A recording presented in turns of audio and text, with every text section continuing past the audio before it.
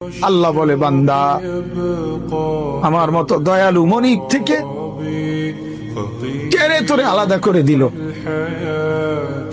মা গাররাকা, আরে বান্দা আমার থেকে কেন আলাদা হলি?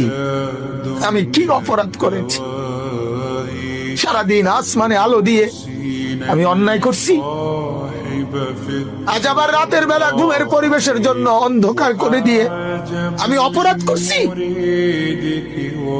মা গাররাকা, এই যুবক, তোমার কাছে তোমার মালিক অপরাধ কি করছে বল না বেটা, বল। কেন সেজদা করলি না ভাইয়া? আল্লাহ তোমার কাছে কি অন্যায়টা করছে? কি অন্যায় কি না দিছে মালিক? মা গাররাকা বিরাব্বিকাল কারীম, এটা আল্লাহর ডাক।